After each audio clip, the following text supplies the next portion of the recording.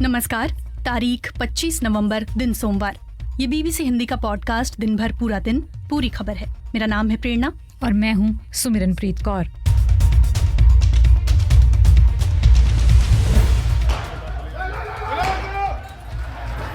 उत्तर प्रदेश के संभल में हिंसा और मौत की वारदात के बाद प्रशासन ने हालात सामान्य होने का किया दावा, लेकिन अब भी तनाव बरकरार। 1 दिसंबर तक यहाँ बाहरी लोगों के आने पर रोक है। इसका मतलब ये है कि कोई सामाजिक संगठन या राजनीतिक दल के लोग या बाहर के लोग बिना किसी काम के शहर में नहीं आ सकते। हिंसा में 4 नौजवानों की मौत पर क्या कह रही है पुलिस और कितने अलग हैं उनके परिजनों के दावे। इन लोगों ने हमारे बच्चों को हत्या कर दी। मुसलमान है, ये कसूर है हमारा। इंसान नहीं है हम, मुसलमान है। हजारों समर्थकों के साथ पहली बार इस्लामाबाद की सड़कों पर उतरी इमरान खान की पत्नी बुशरा बीबी। शहर में कई जगहों पर हिंसा और झड़प की खबरें। मुल्क भर में एक प्रोटेस्ट की कॉल दी गई है, वो इसको फाइनल प्रोटेस्ट कह रहे हैं। इस्लामाबाद में गलियां वीरान हैं, तो एक अनसर्टेनिटी है जो इस मर्तबा हमें इस्लामाबाद में पिछली कई बार से बहुत ज्यादा दिखाई दे रही है। सुनवाएंगे हमारी स्पेशल सीरीज पैसा वसूल का लेटेस्ट एपिसोड और होंगी खेल की भी खबरें। लेकिन उससे पहले देश और दुनिया का हाल सुनिए सुमिरनप्रीत कौर से।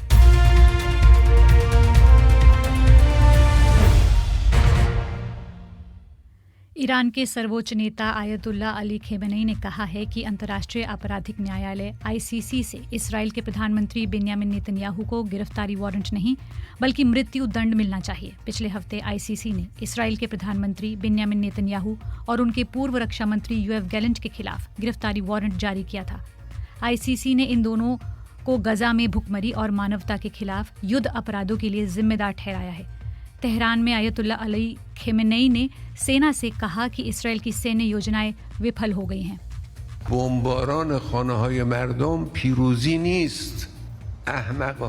आयतुल्ला अली खेमेनी कह रहे हैं, लोगों के घरों पर बम बरसाना जीत नहीं है। इसराइली लोगों के घरों पर बमबारी करते हैं, अस्पतालों पर बमबारी करते हैं, आम लोगों पर बमबारी करते हैं, इसलिए उन्हें उनकी जीत हासिल हुई है, लेकिन ये जीत नहीं है।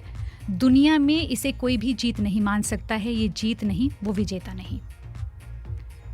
इसराइल ने कहा है कि मोल्दोवियाई मूल के इसराइली रबाई की मौत हो गई है। संयुक्त अरब अमीरात में गुरुवार को लापता हुए इस इसराइली रबाई की मौत हुई है और प्रधानमंत्री बेन्यामिन नेतन्याहू के कार्यालय ने दावा किया है कि ये मौत यहूदी विरोधी चरमपंथियों का काम है। इसराइली सरकार ने लोगों को सलाह दी है कि वो जब तक जरूरी ना हो तब तक यूएई ना जाएं। नेतन्याहू ने कहा कि मौत के जिम्मेदार लोगों को बख्शा नहीं जाएगा।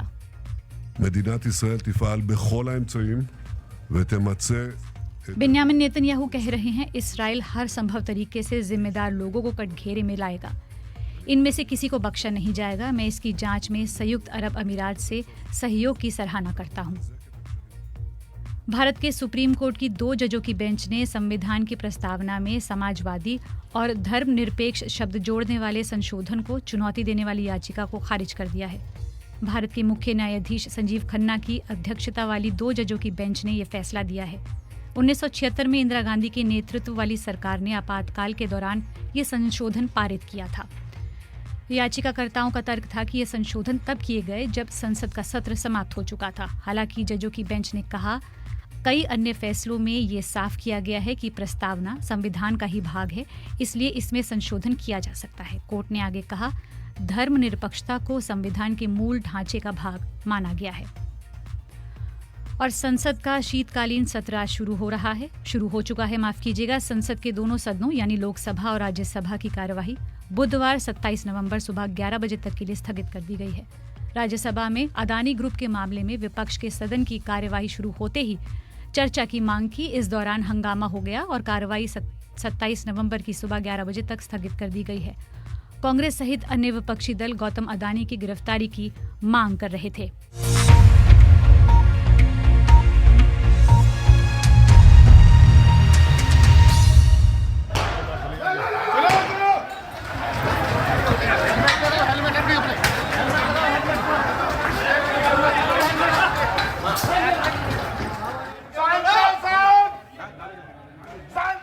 उत्तर प्रदेश के संभल जिले से गुजरे रविवार हिंसा और झड़प की कुछ ऐसी ही आवाजें सामने आई। आमने सामने थे संभल के स्थानीय लोग और पुलिस प्रशासन। दरअसल रविवार की सुबह तय शेड्यूल के मुताबिक संभल के शाही जामा मस्जिद का सर्वे करने एक टीम पहुंचने वाली थी। टीम पहुंची भी, और ऐसा नहीं है कि पहली बार पहुंची। इससे पहले भी टीम 19 नवंबर की तारीख को पहले राउंड के सर्वे के लिए मस्जिद का दौरा कर चुकी थी। लेकिन इस बार जब रविवार को दूसरे राउंड के दौरे के लिए टीम पहुंची तो माहौल तनावपूर्ण बन गया। टीम को स्थानीय लोगों के विरोध का सामना करना पड़ा और इसी विरोध ने हिंसा की शक्ल ले ली। प्रेरणा, पुलिस का दावा है कि सर्वे करने वाली टीम का विरोध कर रहे लोगों ने टीम पर पथराव किया, जिसके बाद पुलिस ने हालात को काबू करने के लिए आंसू गैस के गोले छोड़े और लाठीचार्ज किया। दावे हैं कि इस बीच गोलीबारी भी हुई। पुलिस का कहना है कि वहां आसपास के घरों से गोलियां चलाई गई, जिनमें कुछ पुलिसकर्मी जख्मी भी हुए। वहीं दूसरे पक्ष का दावा है कि गोलीबारी तो हुई, पर वो पुलिस की तरफ से की गई और इसमें 4 नौजवानों ने उनकी जो अपनी जान उन्होंने गंवा दी। इन नौजवानों के परिजनों से बीबीसी संवाददाता दिलनवाज पाशा ने बात की। 34 साल के नईम गाजी मिठाई की दुकान चलाते थे और अपने घर के अकेले कमाने वाले थे। क्या नाम है आपके बेटे का? नईम। क्या करते थे आपके बेटे? मीठे की दुकान है मेरे बेटे की। पीपा लेने गया था तेल का फतल्ला सरा में। आपको कब पता चला कि उनके साथ? हमें तो भैया 10-11 बजे हो उधम कटा के वो उसके गोली लग गई, उसके गोली लग गई। आप क्या चाहती हैं सरकार से? या अरे भैया मैं क्या चाहूँ, मेरे बच्चे की बॉडी मिल जाए सवर करके। मैं तो अपने बच्चे को, मेरे बच्चे को दे दो बस। मेरा कौन है मुकदमा लड़ाने वाला? मेरा कोई ना बाबू, मैं तो बेसहारा हूँ। मेरा तो अल्लाह का सहारा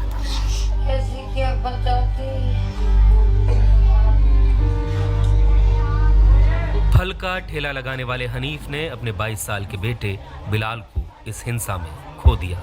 बिलाल कपड़े का कारोबार करते थे। मेरा तो गया, मैं क्या कहना चाहूँगा। मेरा जवान 22 साल का था, मेरा तो खत्म हो गया। मैं क्या करूँ?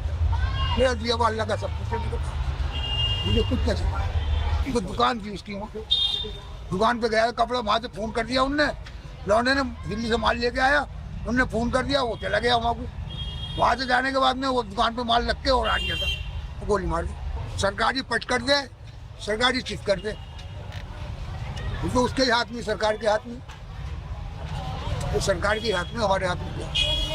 अगर वो अभी हम बैठा हूँ, अभी कहने में बंद हो जाओ तो अभी बंद कर देंगे मुझे, हमारे हाथ में क्या? अरे मेरा लाल मुझसे जुदा कर दिया, सुबह से फोन लगा। संभल के तुर्तीपुरा मोहल्ले में मातम कर रही महिलाओं की चीखें यहाँ पसरे सन्नाटे को तोड़ रही हैं।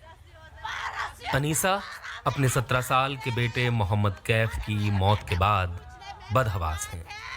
मेरा बच्चा बाजारों में दुकानें लगावे था, बिसात खाना बेचे थे, प्लास्टिक का सामान बेचे थे मेरे बच्चे। अरे छोटे को तो मेरे मार ही दिया, मेरे बड़े को भी ले गए खींच के, मेरे सामने ही मारा रस्सियों से। पूरी पब्लिक ही है क्यों आ गई, मैं मना कर रही, मेरे भी बेत मारा। मैं वहाँ को गई ना, मर जागी तो। कैफ के परिजनों का आरोप है कि पुलिस ने दोपहर में उनके घर आकर उनके बड़े भाई को भी उठा लिया और तोड़फोड़ की। यहाँ हलचल सी हुई, थोड़ी पुलिस आई और उन्होंने आन के हमारे किवाड़ बिवाड़ तोड़े और हमारे एक भाई के लाठी मारी। यहाँ पे भांजे को घर में से पीटते हुए निकाल के लेके गए। हमारी बहन रास्ते में चीख की चिल्लाती रह गई कि भैया मेरा बच्चा बेकसूर है। तो पुलिस ने सामने से गोली मारी है। ये बच्चा प्लास्टिक बेचता था बाजारों में और ये चल फिर के अपने दुकानदार मजदूर आदमी है साहब, और इन लोगों ने हमारे बच्चों को हत्या कर दी। मुसलमान है, ये कसूर है हमारा, इंसान नहीं है हम, मुसलमान है। तो ये बातचीत उन परिजनों से की गई है जिनके अपने इस हिंसा में अब नहीं है, जिन्होंने अपनी जान गंवा दी। वहीं मुरादाबाद के डीआईजी मुनिराज जी ने इन मौतों पर क्या कहा है, ये सुनिए। पीएम हुआ था, उस पे 3 का वो हम लोग कंफर्म हुआ, उसके सब दफन हो चुके हैं। अभी एक 14 का वहाँ पे मुरादाबाद में इलाज हो रहा था, वहाँ से डॉक्टर के माध्यम से कुछ पता चला, वहाँ पे उसके एक आदमी के भी वहाँ पे आज का कंफर्म कर रहा है डॉक्टर साहब ने। उसके भी आज का उसको पीएम वगैरह कराएंगे, किस तरह के चोटें, ये सब पीएम के बाद पता चलेगी। अब एक और एक भी कंफर्म कर रहा है। सुमरन, जैसा कि अभी कुछ देर पहले आपने भी बताया कि हिंसा में 4 नौजवानों की मौत हुई है और अभी डीजी की भी हमने बात सुनी, लेकिन एक और मौत की बात कही गई है, एक और मौत की बात सामने आई है। हालांकि वो पुलिस के रिकॉर्ड में इस वजह से दर्ज नहीं हो पाई है क्योंकि उनके परिजन जो हैं जी। उन्होंने पोस्टमार्टम नहीं करवाया, वो पोस्टमार्टम करने के लिए तैयार नहीं हुए। अब इस मामले पर आए सुमरन, तो पुलिस ने अब तक 2,500 से अधिक लोगों पर एफआईआर दर्ज की है, तकरीबन 25 लोगों की गिरफ्तारी हुई है, वहीं 7 नामजद लोग हैं जिनके खिलाफ मामले दर्ज हुए हैं। इन नामों में प्रमुख नाम स्थानीय सांसद जिया उर रहमान बर्क का है। पुलिस का कहना है कि उन्हीं के उकसावे पर हिंसा जो है वो भड़की। हालांकि अब से कुछ देर पहले सांसद जिया उर रहमान से बीबीसी संवाददाता सुमेधा पाल ने बात की और इस बातचीत में उन्होंने कहा कि उन्हें झूठे मुकदमे के तहत फंसाने की कोशिश की गई है। 5 लोगों की पुष्टि हुई है और हमें अफसोस है कि हमारे इस संभल में जो बहुत सुकून के साथ में सारी चीज़ें चल रही थी, इसमें आग में झोंकने का काम किया और इसका जिम्मेदार पूरी तरह से पुलिस प्रशासन है। उसने जो ये अपनी नाकामी पे पर्दा डालने के लिए, अपनी लापरवाही और जो घटना जो कराई गई है प्री प्लान तरीके से उस पर पर्दा डालने के लिए, जो हमारे क्षेत्र के हमारे लोग हैं उनकी मदद नहीं कर पाऊँ उस आवाज़ को दबाने के लिए एक मुकदमा जो किया है उसमें भी झूठा नाम मेरा डाल दिया है। लेकिन मैं यही कहूँगा कि इस प्रदेश और देश के अंदर कानून और संविधान को दरकिनार किया जा रहा है। प्लेसेस ऑफ वर्शिप एक्ट जो था उसको दरकिनार कर करके जब पार्लियामेंट ने बनाया है तो उसको सबको मानना चाहिए। लेकिन अफसोस है कि बार बार जगह जगह ये रिट दायर की जाती हैं और उसमें सेम डे आदेश आया सर्वे का और सर्वे में आनन फानन में डीएम एसपी, मुझे मालूम नहीं है कहाँ से ऐसा आदेश आया कि जिन्होंने आदेश को सही तरह से पढ़ा भी नहीं होगा, विद इन 1 आवर उनको कॉपी मिल भी नहीं पाई होगी सही से और वो भागे चले आए सर्वे कराने के लिए संभल। फिर भी वहाँ के लोगों ने, कमेटी के लोगों ने, शाही जामा मस्जिद के और हम सब जनप्रतिनिधियों ने सब ने मिलकर के सुकून के साथ सर्वे कराया। 19 तारीख में पब्लिक थी लेकिन किसी प्रकार की कोई हानि, कोई नुकसान, कोई पथराव, कोई हंगामा नहीं हुआ। उसके बाद जुमे के दिन 22 तारीख को जुमे की नमाज हुई, तब भी सुकून से हुई, जबकि इन्होंने पुलिस प्रशासन ने नमाज के लिए रोकने का प्रयास किया कि नमाजी वहाँ नहीं पहुँचे, तब भी सुकून से रहा। लेकिन जब सर्वे एक बार हमने कोर्ट के आदेश का पालन कर लिया था तो दूसरा सर्वे करने का क्या औचित्य बनता था, क्या मतलब था। लेकिन दूसरा सर्वे अगर कराना था तो कोर्ट का आदेश लेकर के आते, बिल्कुल दोबारा कराते। इसके बावजूद भी रात में ज़बरदस्ती उन पर प्रेशर डाला गया जो उसके सदर थे शाही जामा मस्जिद कमेटी के, और अर्ली मॉर्निंग पुलिस प्रशासन ने आकर के सर्वे कराया। फिर भी कॉन्फिडेंस में लेकर उन्होंने सेकंड सर्वे भी करा दिया। तो प्रेरणा, समाजवादी पार्टी के सांसद जिया उर रहमान ही नहीं, दूसरे विपक्षी नेता जैसे लोकसभा में नेता प्रतिपक्ष राहुल गांधी से लेकर सांसद प्रियंका गांधी ने भी हिंसा के लिए राज्य सरकार को जिम्मेदार ठहराया है। वहीं समाजवादी पार्टी के प्रमुख और उत्तर प्रदेश के पूर्व मुख्यमंत्री अखिलेश यादव ने कहा है कि ये दंगे सुनियोजित थे। जगह जगह से वीडियोस मिले हैं, कवरेज है, पूरा का पूरा कराया गया ये दंगा है। और किसने कराया? सरकार ने कराया, क्योंकि सरकार जो बेईमानी कर रही थी, सरकार जिसने वोट लूटा, सरकार ने जिसने मशीन पर ईवीएम की बटन बार बार पुलिस से दबवाई, प्राइवेट ड्रेस में पुलिस लगाई, उस चुनाव में इनकी धांधली, इनकी चोरी न पकड़ी है, इसलिए जानबूझ करके संभल में घटना कराई है। वहीं उत्तर प्रदेश के डिप्टी सीएम और बीजेपी नेता ब्रजेश पाठक ने संभल हिंसा को दुर्भाग्यपूर्ण बताते हुए निष्पक्ष जांच की बात कही। न्यायपालिका के आधार पर वहां पर सर्वे चल रहा था, जो भी घटना हुई है वो दुखद है और पूरी घटना की जांच होगी और निष्पक्ष कार्रवाई होगी।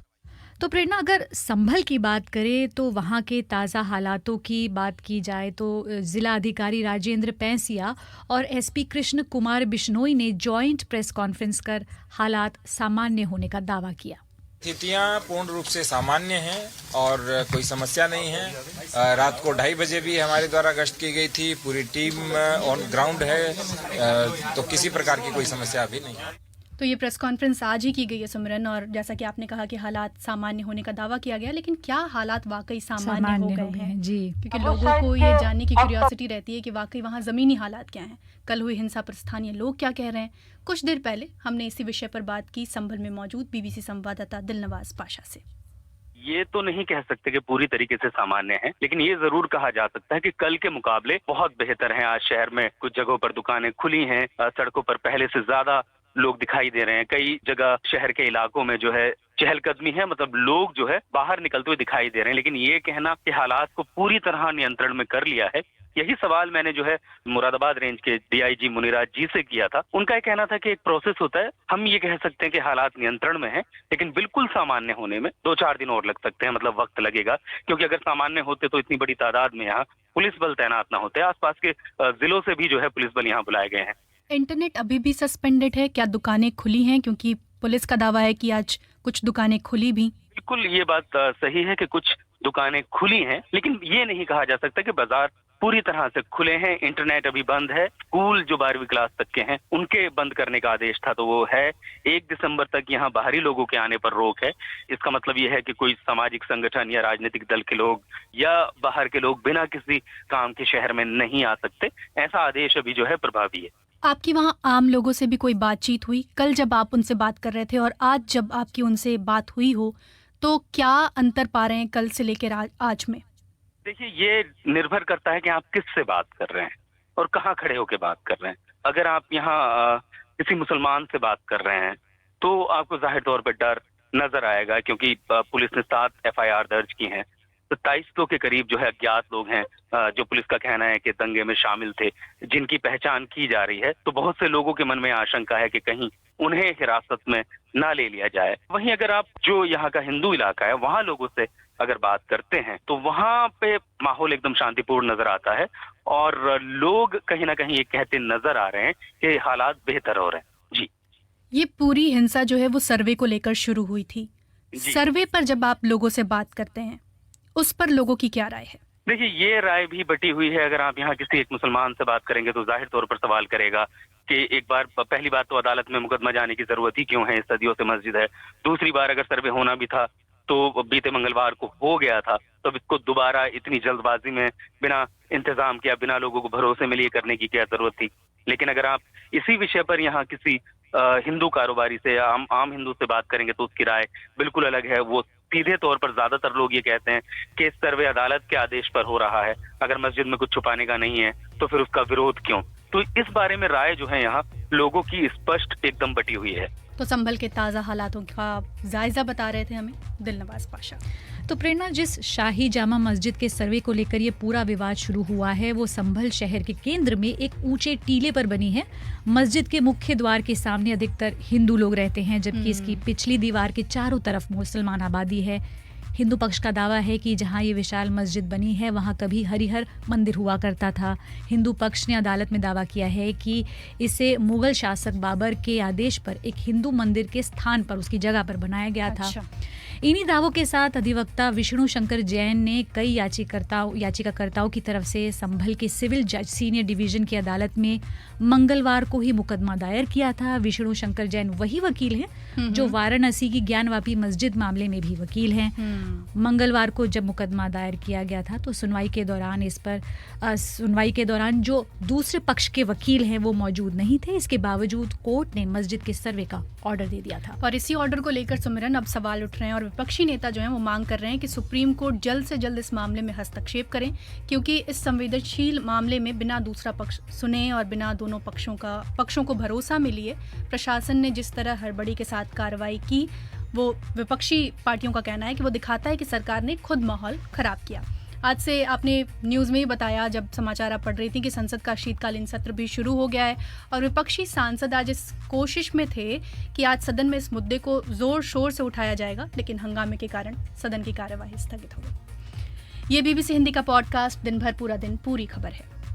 कार्यक्रम में आगे बात, अगर आपने म्यूचुअल फंड्स 1 साल के अंदर बेच दिए तो लगेगा short term capital gain tax, और अगर 1 साल के बाद बेची तो लगेगा long term capital gain tax. बताएंगे म्यूचुअल फंड में निवेश करना कितने फायदे का सौदा।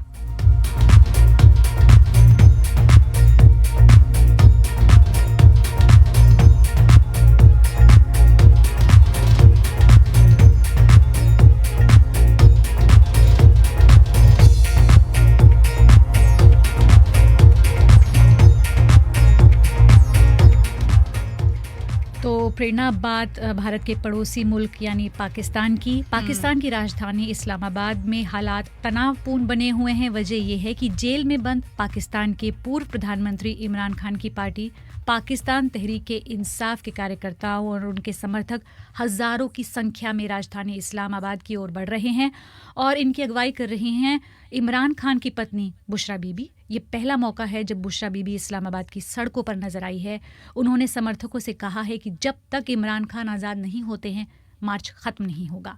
और आज मार्च का दूसरा दिन है और दोनों दिन पुलिस और कार्यकर्ताओं के बीच हिंसा हुई है।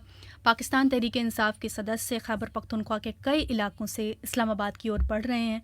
इन सबों की मांग है, जैसा कि आपने पहले ही बताया, कि इमरान खान को जल्द से जल्द रिहा किया जाए।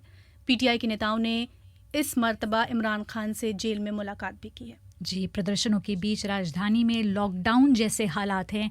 कई इलाकों में मोबाइल और इंटरनेट सेवाएं बंद कर दी गई हैं। इस्लामाबाद के डी चौक पर भारी सुरक्षा बल तैनात है। प्रेरणा, डी चौक के पास प्रधानमंत्री आवास, संसद और सुप्रीम कोर्ट के अलावा कई महत्वपूर्ण सरकारी कार्यालय स्थित हैं। इस्लामाबाद पुलिस ने बताया है कि उसने डी चौक पर कई प्रदर्शनकारियों को गिरफ्तार किया है। इनके लिए स्पेशल जेल भी बनाई गई है। पीटीआई के कार्यकर्ताओं ने दावा किया है कि पुलिस ने आंसू गैस के गोले उन पर दागे और लाठी चार्ज किया। और सुनते हैं कुछ समर्थकों की आवाज। हम पुरअमन हैं, लेकिन अगर ये फासियत करेंगे और ये पुरअमन नहीं रहेंगे तो फिर हम भी पूरी तैयारी के साथ आए हैं। और केपी के नौजवान, केपी के लोग बाशऊर है, इन लोगों ने लड़ना है। इमरान खान की रिहाई इंशाल्लाह मुमकिन बनाएंगे और इमरान खान को रिहा करके ही छोड़ेंगे इंशाल्लाह। वहीं इस्लामाबाद पुलिस ने बताया है कि प्रदर्शनकारियों ने पथराव किया और पथराव में 14 अधिकारी घायल हुए। इंशाल्लाह अपने मकासद के उसूल, खान साहब की रिहाई, आइन की बहाली और जो पाकिस्तानी अवाम के मैंडेट पे हक पे डाका डाला गया है उसकी वापसी तक इंशाल्लाह हम सड़कों पे रहेंगे और अपने हक के लिए जदोजहद करते रहेंगे इंशाल्लाह। तो इस्लामाबाद में ऐसा मंजर पहले भी देखने को मिला है। पूर्व प्रधानमंत्री इमरान खान जो इस वक्त जेल में हैं, उन्होंने फरवरी के आम चुनाव के बाद देशव्यापी विरोध प्रदर्शन का आह्वान किया था और दावा किया था कि आम चुनावों में जनादेश के साथ छेड़छाड़ हुई है। इस दौरान हुई कई पीटीआई सदस्यों की गिरफ्तारी की निंदा भी की थी। हालांकि मौजूदा सरकार इन आरोपों से इनकार करती है। तो प्रेरणा, आपने तो बताया कि ये मंजर पहले भी देखा जा चुका है, लेकिन इस बार माहौल बहुत टेंस है, बता रही हैं इस्लामाबाद में मौजूद बीबीसी संवाददाता फरहाद जावेद। आज इस्लामाबाद में एक और टेंस डे है। मेरे पीछे एक लाइन, एक दीवार है शिपिंग कंटेनर्स की, और ये बिल्कुल रेड जोन का वो वेन्यू ब्लॉक करने के लिए है, डी चौक का वो वेन्यू ब्लॉक करने के लिए है जहां पर इमरान खान के सपोर्टर्स और जो प्रोटेस्टर्स हैं वो कह रहे हैं कि वो आज पहुंचने की कोशिश करेंगे। उनका जो मेन कॉन्वॉय है वो, उनका ये कहना है कि वो आज इस्लामाबाद में दाखिले की कोशिश करेगा, लेकिन ये एक आसान सफ़र नहीं होगा क्योंकि कल रात उन्होंने कोशिश की और उसके बाद उनको सामना करना पड़ा ऐसी कंटेनर्स की दीवारों का, इसके अलावा टीयर गैस शेलिंग का, बैटन चार्ज का, और इसके अलावा पुलिस ने दर्जनों प्रोटेस्टर्स जो हैं उनको गिरफ्तार भी किया। इमरान खान के जो सपोर्टर्स हैं वो उनकी तरफ से एक फ़ाइनल कॉल पर जमा हो रहे हैं और उनकी जो सबसे टॉप की डिमांड है वो यही है कि इमरान खान को और जो दीगर पार्टी वर्कर्स हैं उनको रिलीज़ किया जाए जिनको पिछले 2 सालों में अरेस्ट किया गया है। आज सुबह जो हमने देखा, लोग एक बड़े काफ़िलों की सूरत में इस वक्त मोटरवे पर मौजूद हैं। सबसे बड़ा काफ़िला जो है वो नॉर्थ वेस्टर्न जो सूबा है खैबर पख्तूनख्वा का, वहाँ से आ रहा है। इसके अलावा छोटे छोटे जो ग्रुप्स हैं वो भी उसको ज्वाइन करने की कोशिश कर रहे हैं, वो अल्टरनेटिव रूट्स जो हैं वो ढूंढ रहे हैं। इसके बावजूद के एक इंटेंस क्रैकडाउन जो है वो इन वर्कर्स के खिलाफ पुलिस की जानिब से किया जा रहा है। और इसके अलावा जो एक अनयूजुअल चीज़ हमें नज़र आई है, पहली बार देखा जा रहा है कि जो पीटीआई के प्रोटेस्टर्स हैं वो ट्रकों पर बड़े इंडस्ट्रियल साइज़ के जो पंखे हैं वो भी लेके आ रहे हैं और उसका मकसद उस टीयर गैस से बचना है जिसका इम्कान है कि उन पर फायर की जाएगी। ये सिचुएशन है इस वक्त इस्लामाबाद की। आज यहाँ पर स्कूल्स बंद हैं, दफ्तर में पहुँचने में लोगों को मुश्किलात का सामना करना पड़ रहा है, रोड्स ब्लॉक हैं और ज़्यादातर लोग जो हैं वो घरों में ही बंद हैं और इंतज़ार कर रहे हैं, देख रहे हैं कि अब आगे क्या होगा जैसे जैसे ये जो इमरान खान का मार्च है वो इस्लामाबाद की जानिब बढ़ रहा है। इस्लामाबाद से वहाँ का मंजर बता रही थी बीबीसी संवाददाता फरहद जावेद। और अब वक्त है सिमरन पैसा वसूल का। जी, तो आप बताएं कि आप पैसे इन्वेस्ट करती हैं? नहीं, ऐसा तो कुछ ज़्यादा नहीं करना चाहिए क्योंकि करना भी चाहिए। और मैं आपको एक विकल्प सुझा रही हूँ, म्यूचुअल फंड, जो कि एक अच्छा विकल्प हो सकता है जिसके ज़रिए आप ना केवल अपने पैसे सेव कर सकती हैं बल्कि मुनाफा भी कमा सकती हैं।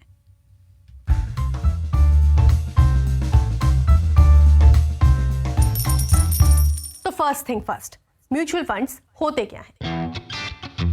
दरअसल ये इन्वेस्टमेंट यानी निवेश कंपनियां होती हैं जो बहुत से इन्वेस्टर्स से पैसे लेकर कंपनियों के शेयर, गवर्नमेंट बॉन्ड्स या दूसरी सिक्योरिटीज खरीदती हैं। नहीं समझ आया? कोई बात नहीं, और आसान भाषा में समझाने की कोशिश करते हैं। मान लीजिए कि आप शेयर में इन्वेस्ट करना चाहते हैं, लेकिन शेयर मार्केट को लेकर आपकी समझ बहुत सीमित है, तो आप और आपके जैसे दूसरे इन्वेस्टर्स अपना पैसा एसेट मैनेजमेंट कंपनी यानी AMC, जिन्हें हम म्यूचुअल फंड कंपनी भी कहते हैं, को दे सकते हैं। एसेट मैनेजमेंट कंपनी इन पैसों को शेयर्स, गोल्ड, सिक्योरिटीज, बॉन्ड्स जैसी चीजों में निवेश करती हैं। कुल मिलाकर हम अपना पैसा एक ऐसे एक्सपर्ट्स की टीम को देते हैं जो इसमें माहिर हैं और हमें उनकी एक्सपर्टीज का फायदा होता है। यानी घर बैठे बगैर सिर खपाए आप इन्वेस्टमेंट की इस दुनिया में कदम रख सकते हैं। हाँ, लेकिन म्यूचुअल फंड्स के भी कई टाइप हैं, इसलिए इसकी भी क्लैरिटी जरूरी है। सबसे पहला है इक्विटी म्यूचुअल फंड्स। इसमें एसेट मैनेजमेंट कंपनी आपसे वादा करती है कि वो आपके पैसे को इक्विटी यानी शेयरों में इन्वेस्ट करेगी। इसमें भी अलग अलग कैटेगरीज होती हैं, large cap, mid cap, small cap etcetera. फिर आते हैं डेट म्यूचुअल फंड्स। ये एक तरह के फिक्स डिपॉजिट होते हैं, यानी इनसे कम रिस्क में बेहतर रिटर्न मिल सकता है। और तीसरा है हाइब्रिड म्यूचुअल फंड्स। इसमें थोड़ा इक्विटी का पोर्शन होता है और थोड़ा डेट का। कह सकते हैं कि ये एक तरह का बैलेंस्ड फंड है।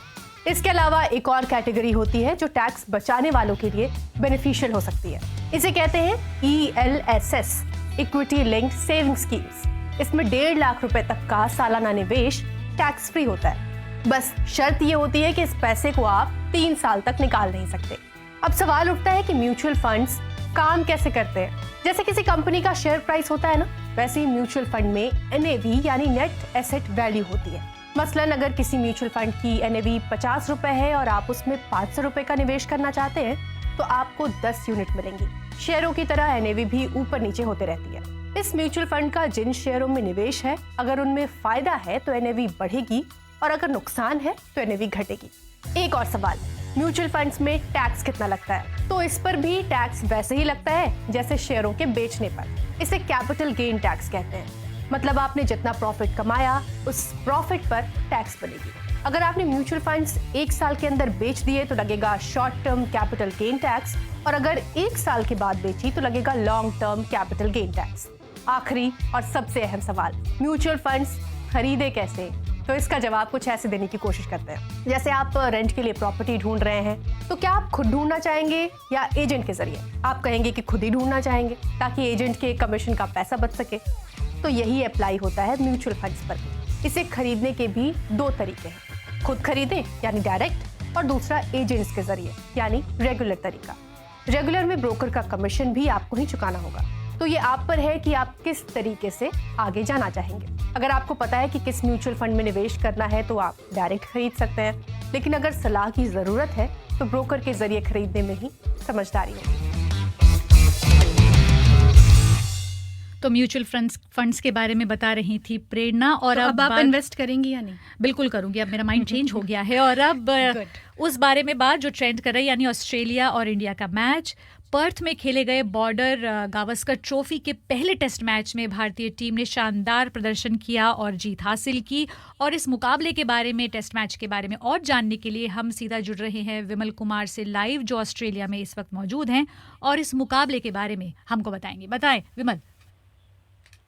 जी बिल्कुल, एक तरह से देखा जाए बहुत ही शानदार दिन रहा। हालांकि अब तो पर्थ में इस वक्त अगर आप बात करें रात के 10:30 बज चुके हैं, लेकिन अभी मैं टीम होटल के ठीक बाहर हूँ। यहाँ पर इंडियन टीम जो है यहाँ के होटल के बाहर में है, और वहाँ पर अभी से नहीं, जब से टीम इंडिया जीती है, टीम जो पहुंची है शाम में यहाँ करीब 5 बजे से लेकर रात के 10:30 बजे तक कम से कम 100 लोग जो है होटल के बाहर खड़े हैं, भारतीय खिलाड़ी। क्योंकि बगल में एक इंडियन रेस्टोरेंट है, जस्ट वॉकिंग डिस्टेंस पे है, और वहां पर तो ये जुनून है, मैं ये कहना चाह रहा था। और जीत गई है, और गौतम गंभीर टीम के हेड कोच जो गौतम गंभीर हैं, वो उसी रेस्टोरेंट में खाना खा रहे थे। मैं वहीं पर था उनके साथ, और हम लोग दोनों वॉक कर रहे थे, और मैंने देखा कि जिस तरह से गौतम गंभीर पर जूझ पड़े लोग, तो आप अंदाजा लगा सकते हैं कि विराट कोहली या रोहित शर्मा सड़क पर नजर आए तो क्या होगा। तो भारत के बाहर ये जो जीत है भारत के लिए, ये बहुत इंपॉर्टेंट है, क्योंकि हमने देखा है कि कई साल पहले भारत ने ऐसी जीत दर्ज की थी। संक्षेप में अगर आप ये बता सके कि ओवरसीज मुकाबलों के बारे में बात की जाए तो भारत के लिए कितना बड़ा मुकाबला रहा ये? बहुत बड़ा मुकाबला रहा, क्योंकि देखिए पर्थ में इस ग्राउंड पे ऑस्ट्रेलिया ने कोई मैच नहीं हारा था। बैकग्राउंड में देखिए इंडिया 3-0 से न्यूजीलैंड से हार कर आ रही थी, ठीक है ना। और ये मैच जीतना इंडिया के लिए बहुत जरूरी था, क्योंकि यहाँ पर 1-0 की बढ़त जो अब ऑस्ट्रेलिया को दबाव में ला चुकी है, और इंडिया लगातार तीसरी बार सीरीज जीतने के बारे में सोच रहा है, जो पिछले 100 साल में सिर्फ महाबली वेस्ट इंडीज और साउथ अफ्रीका की टीमों ने अचीव किया है। तो उस लिहाज से देखा जाए तो बहुत इंपॉर्टेंट था, और टीम इंडिया ने अपने नियमित कप्तान रोहित शर्मा की गैर मौजूदगी में हासिल की है। जो कप्तान थे बुमराह, उन्होंने आउटस्टैंडिंग खेल दिखाया। बहुत बहुत शुक्रिया। और प्रेरणा, आज ट्रेंड करते रहे विराट कोहली और जो भारतीय क्रिकेट टीम के कैप्टन हैं वो। तो ये था आज का BBC हिंदी का पॉडकास्ट, दिन भर पूरा दिन पूरी खबर। अगर आप और खबरें पढ़ना चाहते हैं तो bbchhindi.com के पेज से जुड़े रहिए। अब आपसे अगली मुलाकात देखना चाहते हैं जी बिल्कुल, तो हमारा स्पेशल शो जो आता है BBC दुनिया जी 10 वहाँ पर बजे। दुनिया की खबरें आप 10 बजे देख सकते हैं, 10:30 बजे हमारे YouTube चैनल पर, और 10 बजे आप News 24 पर जाकर लाइव देख सकते हैं। जी, आज पॉडकास्ट में तकनीकी पक्ष संभाल रहे थे अजीत सारथी। मुझे यानी सुमिरनप्रीत कौर और प्रेरणा को दें इजाजत। नमस्कार।